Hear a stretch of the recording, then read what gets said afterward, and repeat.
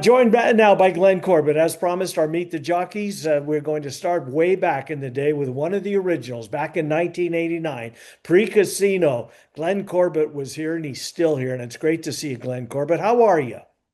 I'm doing just fine. Thank you. So let's start, I guess, by just kind of going back in the past, back to 1989. Obviously, the facility has changed so much. Used to change now at where the porte cochere is, the main entrance. That was the paddock back in the day, as you recall. What were some of when you think back, what are some of the changes you remember? I just remember that paddock being muddy all the time and having to walk around the mud puddles to get on the horses and then wipe your boots off so that your stirrups weren't so slippery. And yes, I do remember that. And the jocks room was in the basement of the casino. I remember all that. Yeah, I forgot Yep. about that part. That's right. I Yeah. forgot where the jocks room is.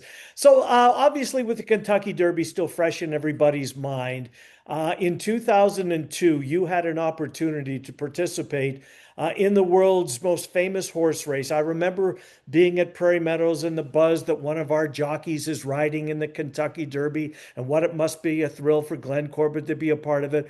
What do you remember most about that day, Glenn? I'm sure it's still very fresh in your mind. And every first Saturday in May, I'm guessing in some respects you relive it a little bit. Absolutely. And yes, it was a thrill. It was obviously the dream come true for jockeys, owners, and trainers. So, yes, it was absolutely the dream come true. And just really, really grateful that I was getting the opportunity to be able to participate in at that level of the game and especially in that particular race. The day itself, when did it hit you, I guess? Were you in the paddock? Did you come out from the tunnel and hear the roar of the crowd in my old Kentucky home? When did it hit you that Glenn Corbett was about to ride in the Kentucky Derby? It was actually making my way to the track that day.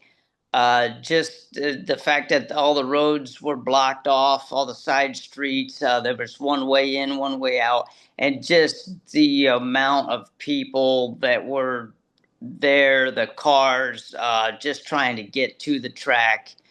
Yeah, I was like, oh wow, this is yeah, this is something else. When you're in the jockey's room beforehand or when you're in the starting gate and you're looking over and I'm sure Bailey and Pat Day and Gary Stevens and DeSormo was probably in the gate, but some of the who's who in the best jockeys in the world. Did it hit you at that time that there you are with your peers and you're in the gate with them? Yes, absolutely. It was more so probably in the jocks room before the race, just because there's so much everyone the interviews, and yeah, and absolutely the legends of the game, and just being there with the people at that level of the game, it was just fantastic. What about your nerves? Do you remember being nervous at all or were you? Oh yeah. I don't think you could do it without having the butterflies, Yeah. but and the nerves. But I mean that's a good thing. That's I heard someone say the other. That's a privilege, you know, Yeah. to know or to have that because you're at that level of the game, and there is pressure at that level, and there are nerves, and that's a privilege to be able to be in that situation. So, yeah. When the starting gate opens and you've got that long stretch you run by the grandstand, I'm guessing the crowd was going bananas. Are you cognizant of that? Could you hear the crowd? Oh yes, very much so. And in the post parade, just looking around and seeing the amount of people that were there, and it was just absolutely electric, you know. And yes, for sure, when the gate opens, you can hear the crowd roar, and yes, it is electric. When you first started your career, did you have a goal in mind? I mean, you're over 4,000 wins now. Was there a set number? Did you want to ride for X number of years? go back to when you first started. What were your goals and or did you have it? You just take it, a year at a time, day at a time. What were your goals? No, I really, to be honest with you, I never had any goals. I walked onto Atlantic City Race Course at the age of 20 in 1984, and I needed a job, and that's pretty much how it's been every day since. I get up and go to work and do my job. I really have never tried to look too far ahead.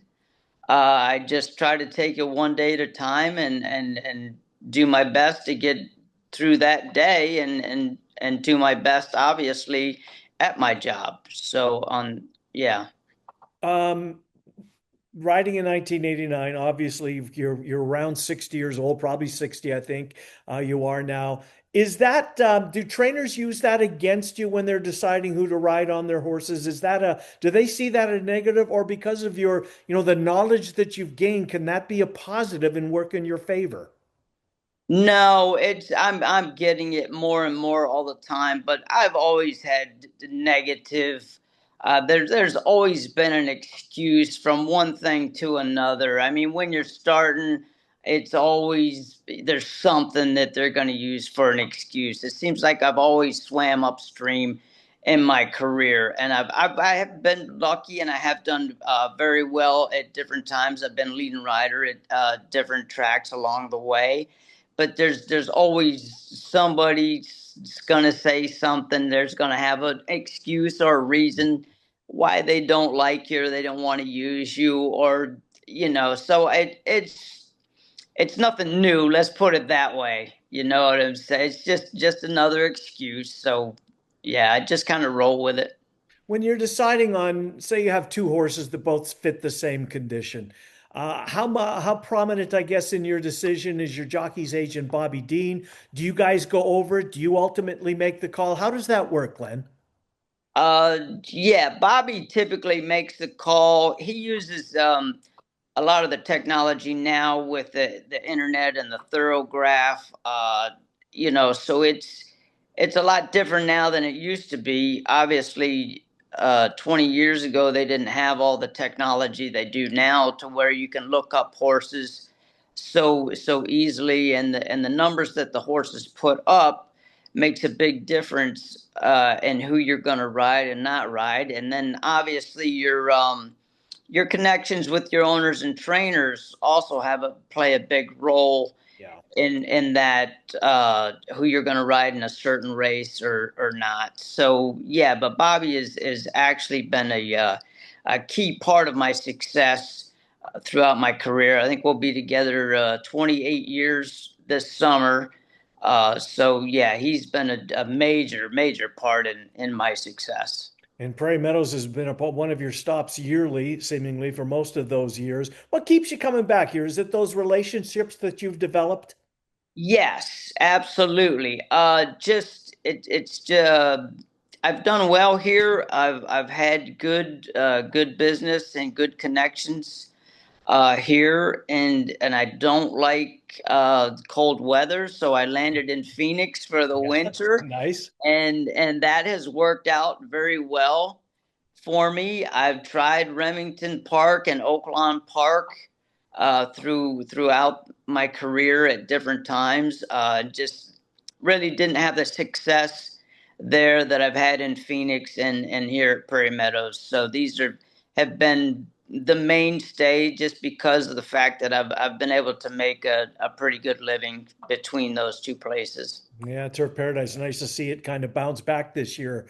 Absolutely. After the last couple of years, they've got a positive thing going there. Well, how much longer, Glenn? I'm sure you get asked this, or maybe it's popped up in your head. How long do you want to keep doing this? And as you get older, I mean, I know what it's like. It's you aches and pains on a daily basis. What's that like for you? And how much longer do you hope to do this? To tell you the truth, I can't believe how good I feel. And I work out. I run a couple miles every day. I do a lot of stretching, and knock on wood, I feel fantastic. I like I said, I've really haven't made any plans before about the future. So I'm just going to take it one day at a time and see where it takes me. Well, it's taken you to a winner's circle over approaching 4,400 times. That's a heck of a career, Glenn Corbett. Back in 1989, when Prairie Meadows opened, Glenn Corbett was part of it. 2026, he's still here. Thanks for jumping on, sharing some of your experiences with us, letting the race fans at Prairie Meadows around the country get to know Glenn Corbett a little better. Glenn, thank you. I appreciate it. Best of luck to you going forward, Glenn. Thank you. Thank you. All right, man. Sure appreciate it, Glenn. Thanks for doing this again. Okay, no problem. See you, bud. Bye bye. Yep, have a good evening. Yep, you too.